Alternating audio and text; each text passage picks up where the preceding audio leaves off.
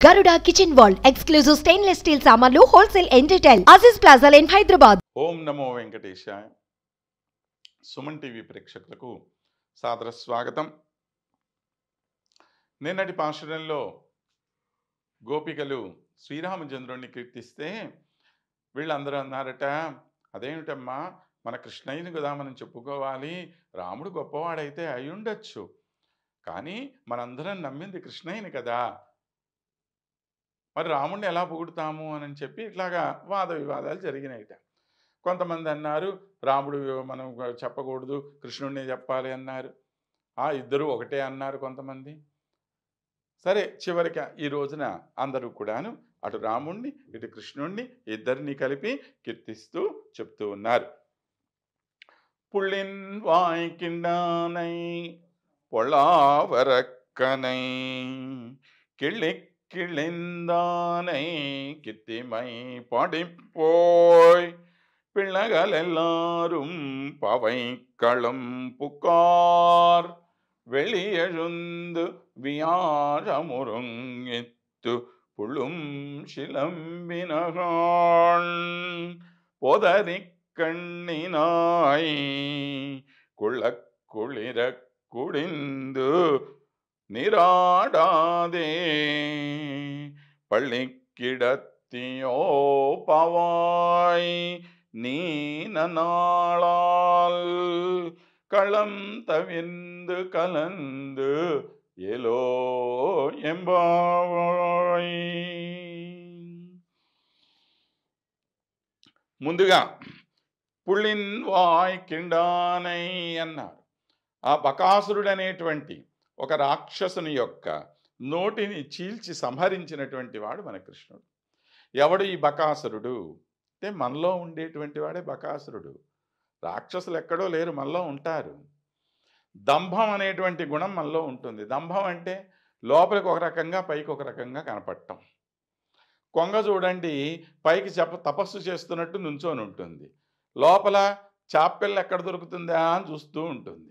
చాపిల్ల దగ్గరికి రాగానే పుట్టుకుమని లోపల నోట్లో వేసుకుంటుంది కదా. మానవులు కూడా అలానే ఉంటారు, పైకి మహామంచోళ్ళులాగా కనపడుతుంటారు, కానీ వాళ్ళలో ఎన్నో రకాలైనటువంటి దుర్గుణాలు కనపడుతూనే ఉంటాయి లోపల, తెలియదు మనకి. మనిషిలో ఉండేటువంటి ఈ గుణాన్ని, అంటే పైకి ఒక రకంగా లోపలికి ఒక రకంగా ఉండే గుణాన్ని దంభం అంటాం మనం. ఆ దంభాన్ని దూరం చేసేటువంటి వాడు పరమాత్మ అని శ్రీకృష్ణుని గురించి చెప్పారు. సరే, అది బాగుంది. రెండో ఆమె ఏమన్నారు, పొళావరక్కనై కిళ్ళి కిళిందానై, దుష్టుడైనటువంటి రాక్షసుడు. అలాంటి ఆ రాక్షసుడిని ఇలా తుంచిపడేసేట. ఎవడా దుష్టుడైన రాక్షసుడు? రాక్షసుడు అంటే దుష్టుడే కదా. మరి దుష్టుడైన రాక్షసుడు ప్రత్యేకంగా చెప్పటం ఏంటి రావణాసురుడి గురించి అంటే, మిగిలిన రాక్షసులకి రావణాసురుడికి ఉన్న తేడా ఒకటి తెలుసుకోవాలి. మిగిలిన రాక్షసులందరికీ కూడా విష్ణుమూర్తితో ఏదో గొడవలు ఉన్నాయి, సరే వాళ్ళు తగాదా పడ్డారు, చచ్చారు, అది వేరే విషయం. కానీ రావణాసురుడు చేసిన ఘోరమైన పని ఏంటంటే, తల్లిని అమ్మవారిని అయ్యవారిని ఇద్దరిని వేరు చేసినటువంటి పాపం కూడగట్టుకున్నవాడు రావణాసురుడు ఒక్కడే. వీళ్ళిద్దరిని విడదీశాడు. అది మహాపరాధం, మహాదుష్టం. కొంతమంది అంటుంటారు రావణాసురుడు ఏం చేశాడండి, సీతమ్మని తాకలేదని చెప్పి. కానీ ఒక స్త్రీని మానసికంగా ఎంత హింస పెట్టాలో అంతకంత హింస పెట్టినటువంటి మహాదుష్టుడైనటువంటి వాడు రావణుడు. అందుకని దుష్టరాక్షసుడు అని చెప్పాను. అలాంటి వాడిని ఇలా తించేశాడా? అదేంటండి, ఎంత కష్టపడ్డాడు. ఎంతమంది వానరులు భల్లూకాలు వాళ్ళని ఎంట తీసుకొని ఎన్నో వందల మైళ్ళు నడిచి సముద్రంలో పెద్ద సేతువు కట్టి ఎంతోమంది రాక్షసులను సంహరించి ఇంత పని చేసిన తర్వాత కదా రాక్షసుల్ని సంహరించారు.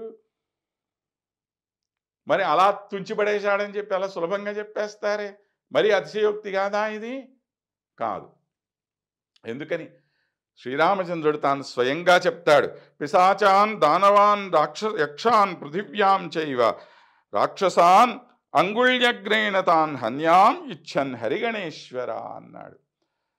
సుగ్రీవుడితో చెప్తూ అంటాడు, ఏమయ్యా ఈ రాక్షసులు పిశాచాలు ఇక దానవులు వీళ్ళు ఎంతమంది అయినా సరే చిటికెన వేలితో అలాగ నేను సంహరించేయగలను అన్నాడు.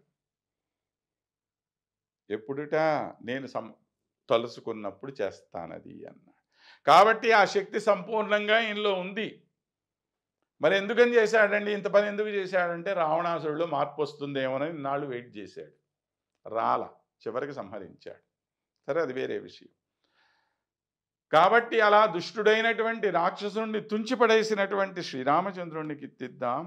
కీర్తిమై పాడిపోయి పిల్లగలెల్లారుం పావైక్కళుం పుకార్. ఇదిగో వీళ్ళందరూ ఈ కాలక్షేప గోష్ఠికి చేరుతూ ఉన్నారు అని చెప్పి అన్నారు.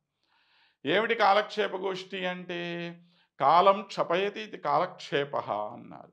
అంటే యముణ్ణి దూరంగా నెట్టివేసేదిట కాలక్షేపం.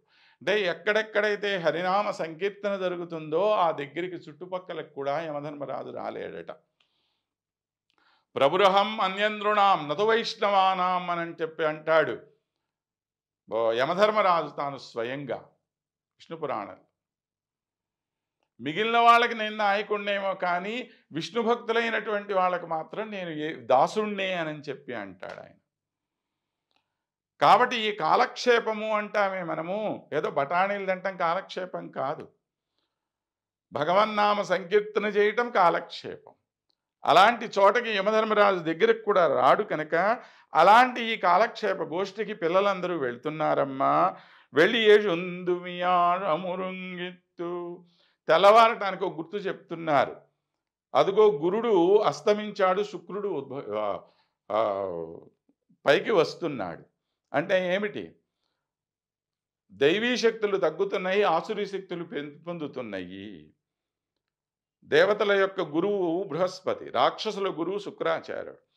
అంటే తెల్లవారింది అని అంటే ఈ సూర్యోదయ సమయం అయిపోయి ఇక అందరం ఎవరి పనుల్లో వాళ్ళు పడిపోయేటువంటి ఇది రాజసమైనటువంటి విషయాల మీదకి మనం వెళ్తాం, కానీ సాత్వికమైన విషయాలు తగ్గిపోతాయి కనుక అటువంటి పరిస్థితి వస్తోంది.